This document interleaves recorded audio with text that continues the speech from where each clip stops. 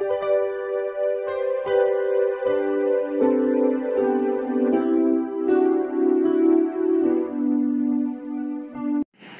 Students, প্রথমেই UK educational টিপসের পক্ষ থেকে তোমাদের সকলকে স্বাগত জানাই। বিএ তৃতীয় সেমিস্টার বাংলা সাজেশন হিসেবে আজকে যে ভিডিওটি দেওয়া হয়েছে তোমরা লক্ষ্য করো।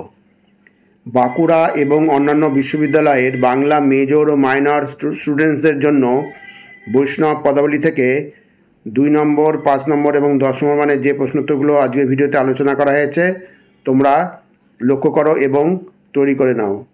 প্রত্যেকটা প্রশ্ন ভেরি ইম্পর্ট্যান্ট, এগুলি তোমরা অতি অবশ্যই তৈরি করে নিও, যা তোমাদের আগামী সেমিস্টার পরীক্ষা বিশেষভাবে হেল্প করবে। আজকের প্রথম প্রশ্ন হচ্ছে, নীরদ নয়নে নির্ঘন সিঞ্চনে পদটি কার লেখা? কী ধরনের পদ?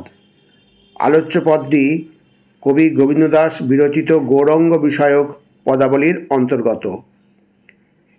এবার হচ্ছে 2 নম্বর প্রশ্ন, নীরদ নয়নে বলতে কি বোঝানো হয়েছে?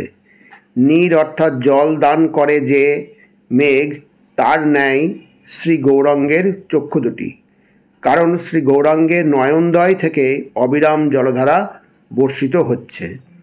এবার 3 নম্বর প্রশ্ন, বৈষ্ণব পদাবলী নামের কারণ নির্ণয় করো। বৈষ্ণব কবিরা পদাবলী রচনার মাধ্যমে বৈষ্ণব দর্শনের গূঢ় তত্ত্বকে কাব্যের আকারে প্রকাশ করেছেন বলেই বৈষ্ণব পদাবলী নামকরণ হয়েছে। নেক্সট 4 নম্বর, বৈষ্ণব পদাবলীর কটি শ্রেণীবিভাগ? সুকুমার সেন বৈষ্ণব পদাবলীর 4টি শ্রেণীবিভাগ করেছেন: গৌরাঙ্গ বিষয়ক পদাবলী, ভজন পদাবলী, রাগাত্মিক পদাবলী এবং 4 নম্বর হচ্ছে রাধাকৃষ্ণ বিষয়ক পদাবলী। প্রত্যেকটা প্রশ্ন ভেরি ইম্পর্টেন্ট। রাধার কি হইল অন্তরে ব্যথা পদটি কার লেখা? কোন পর্যায়ের পদ? রাধার কি হইল অন্তরে ব্যথা এই পদটি দ্বিজ চণ্ডীদাসের লেখা। পদটি পূর্বরাগ পর্যায়ের পদ। আলোচ্য পদে কৃষ্ণপ্রেমে নিমজ্জিত শ্রীমতীর রূপটি অপরূপ হয়ে উঠেছে। এবার নেক্সট 6 নম্বর, রাধার অন্তরে ব্যথার সঞ্চার হয়েছে কেন?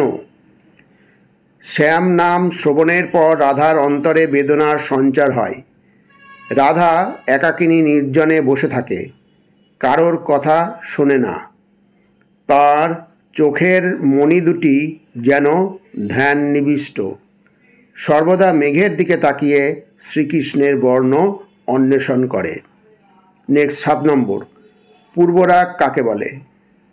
মিলনের পূর্বে পরস্পরের নাম শ্রবণ দর্শনাদির দ্বারা নায়ক নায়িকার হৃদয়ে যে রতিভাবের উদ্ভব হয় এবং এই ভাবের আস্বাদনীয় অবস্থাকেই পূর্বরাগ বলে। রূপ লাগি আখি ঝুরে রাধার কি হইল, সই কেবা শুনাইল শ্যাম নাম প্রভৃতি পদ পূর্বরাগের অন্যতম দৃষ্টান্ত। 8 নম্বর, পূর্বরাগ পর্যায়ের শ্রেষ্ঠ কবিকে? কবি চণ্ডীদাসকেই পূর্বরাগ পর্যায়ের শ্রেষ্ঠ কবি হিসাবে চিহ্নিত করা চলে, তবে বিদ্যাপতি ও জ্ঞানদাসের কৃতিত্ব এক্ষেত্রে যথেষ্ট। নেক্সট 9 নম্বর, পূর্বরাগ কত প্রকার ও কী কী? পূর্বরাগ মূলত 2 প্রকার, দর্শনজাত এবং শ্রবণজাত।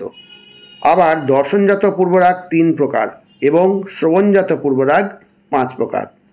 কবি কর্ণপুর তাই 8 প্রকার পূর্বরাগের কথা বলেছেন।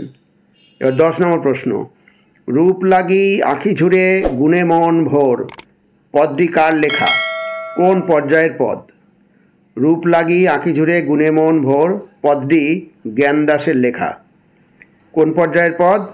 পদটি বৈষ্ণব পদাবলীর রূপানুরাগ পর্যায়ের অন্তর্গত। এবার 11 নম্বর, রূপ লাগি আঁখি ঝুরে গুণে মন ভোর পদটিতে কী ধরনের লক্ষণ বিবৃত হয়েছে? আলোচ্য পদটি শ্রীমতী রাধিকার সখীর কাছে, তাহলে আলোচ্য পদটি শ্রীমতী রাধিকার সখীর কাছে শ্রীকৃষ্ণ বলেছেন। শ্রীকৃষ্ণের দর্শন লাভে শ্রীমতীর মনে যে অনুরাগের সৃষ্টি হয়েছিল, রাধা তারই কিছু লক্ষণ বিবৃত করেছেন। 12 নম্বর, কণ্টক গাড়ি কমল সমপদতল পদটি কার লেখা? কোন পর্যায়ের পদ? কণ্টকগারী কমল সমপদতল পদটি চৈতন্যোত্তর যুগের শ্রেষ্ঠ পদকর্তা গোবিন্দ দাস দ্বারা রচিত। কোন পর্যায়ের পদ? পদটি অভিসার পর্যায়ের অন্তর্গত। এবার 13 নম্বর প্রশ্ন, কণ্টকগারী কমল সমপদতল পদটি কি ভাষায় রচিত? এখানে কিসের বর্ণনা আছে? তাহলে আলোচ্য পদটি ব্রজবুলি ভাষায় রচিত। পদটি অভিসার পর্যায়ের অন্যতম শ্রেষ্ঠ পদ। পদটিতে রাধার নিশাভিসারের প্রস্তুতির বর্ণনা আছে। এবার 14 নম্বর, অভিসার পর্যায়ের পদ রচনায় শ্রেষ্ঠত্ব কার? অভিসার পর্যায়ের পদ রচনায় কবি গোবিন্দ দাসের শ্রেষ্ঠত্ব স্বীকার্য। ভেরি ভেরি ইম্পর্টেন্ট প্রশ্ন, প্রত্যেকটাই খুব ভালো করে তৈরি করে নেবে। নেক্সট, বৈষ্ণব পদাবলিতে অভিসার বলতে কি বোঝায়? বিশেষ সংকেত মতো নায়ক শ্রীকৃষ্ণ এবং নায়িকা শ্রী রাধা যদি পরস্পরের প্রতি অনুরাগ হেতু মিলনের নিমিত্ত কোনো বিশেষ স্থানের উদ্দেশ্যে বাধা বিঘ্ন অতিক্রম করে যাত্রা করেন, তবে সেই গমনের নামই অভিসার। এবার 16 নম্বর, এ সখী হামারি দুঃখের নাহি ওর পদটি কার রচনা? কোন পর্যায়ের পদ? এ সখী হামারি দুঃখের নাহি ওর পদটি বৈষ্ণব পদকর্তা বিদ্যাপতির রচনা। আলোচ্য পদটি মাথুর পর্যায়ের অন্তর্গত। নেক্সট 17 নম্বর, নীরদ নয়নে নির্ঘন সিঞ্চনে তাৎপর্য লেখ। গৌরাঙ্গ বিষয়ক পদটির তাৎপর্য হল অবিরত জলধারা বর্ষণের ফলে চক্ষু দুটি মেঘের ন্যায়। অবিরাম বাড়িপাত হলে বৃক্ষে যেমন মুকুল নির্গত হয়, তেমনি শ্রী গৌরাঙ্গের দেহে রোমাঞ্চরূপ মুকুলের উদ্গম হচ্ছে। জীবন্ত প্রেমভাবের বিগ্রহ চৈতন্য প্রভুকে পুষ্পতরুর সাথে তুলনা করা হয়েছে।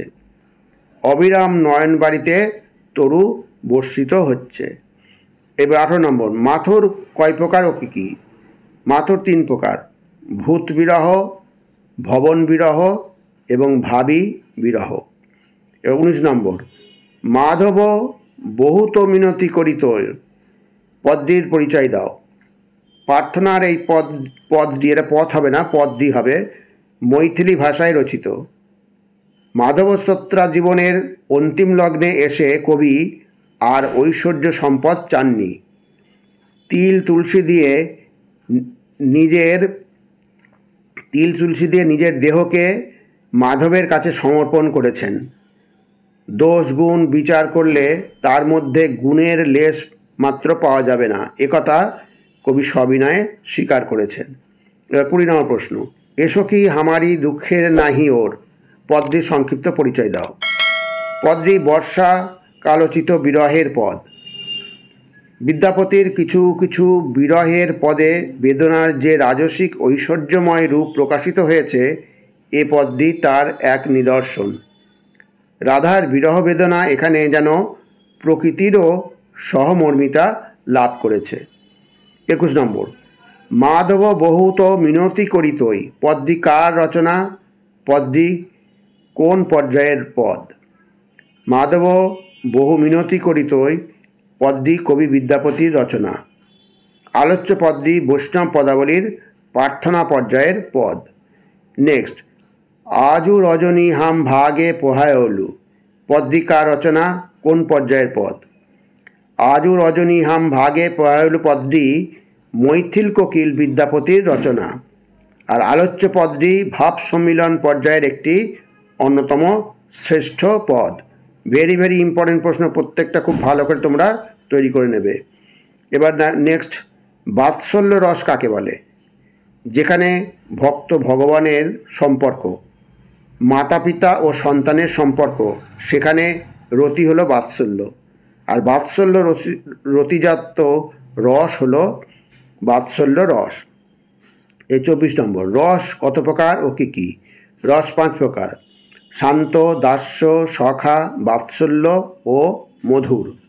এবার 25 নম্বর, মাথুর শব্দের অর্থ কী? মাথুর শব্দের অর্থ বিরহ। এবার তোমাদের 5 নম্বর 10 নম্বর মানে গুরুত্বপূর্ণ কিছু প্রশ্ন দিয়েছি, সেগুলো তোমরা তৈরি করে নিও। পদ বিশ্লেষণ করো। এই নিম্নের পদগুলো তোমরা বিশ্লেষণ করবে। হচ্ছে শ্রীদাম সুদাম দাম শুনো ওরে বলরাম, আজু হাম কি পেখলু নবদ্বীপ চন্দ, নীরদ নয়নে নির্ঘন সিঞ্চনে, রাধার কি হইল অন্তরে ব্যথা। 5 নম্বর হচ্ছে রূপ লাগি আঁখি ঝুরে গুণে মন ভোর, কণ্টক গাড়ি কমল সম পদতল। নেক্সট হচ্ছে এসখী হামারি দুঃখের নাহি ওর, আজু রজনী হাম ভাগে পোয়ালু। আর হচ্ছে মাধব বহু মিনতি করি তোর। এইগুলো খুব ভালো করে তৈরি করে নেবে। এইবার কতগুলো প্রশ্ন দিয়েছে দেখো, এগুলো 5 নম্বর 10 নম্বর, বেশিরভাগ 10 নম্বর মানেরই আসবে। পূর্বরাগ কাকে বলে? এই পর্যায়ের পদে চণ্ডীদাসের কৃতিত্ব নিরূপণ করো। বৈষ্ণব পদাবলী সাহিত্যে মাথুর কাকে বলে? মাথুর পর্যায়ের বৈশিষ্ট্য কী? এই পর্যায়ের শ্রেষ্ঠ পদকর্তার কৃতিত্ব বিচার করো। এগুলো সব ইম্পর্টেন্ট প্রশ্ন। এবার গৌরাঙ্গ বিষয়ক পদ ও গৌরচন্দ্রিকা পদের পার্থক্য কোথায়? গৌরচন্দ্রিকা পদ রচনায় গোবিন্দদাসের কৃতিত্ব আলোচনা করো। নেক্সট 4 নম্বর, রূপ লাগি আঁখি ঝুরে কোন পর্যায়ের পদ? পদটির সৌন্দর্য বিশ্লেষণ করে এই পর্যায়ে কবির কৃতিত্ব আলোচনা করো। 5 নম্বর, প্রার্থনা পর্যায়ের পদ কাকে বলে? এই পদের বৈশিষ্ট্য কী? এই পর্যায়ের শ্রেষ্ঠ পদকর্তা সম্পর্কে আলোচনা করো।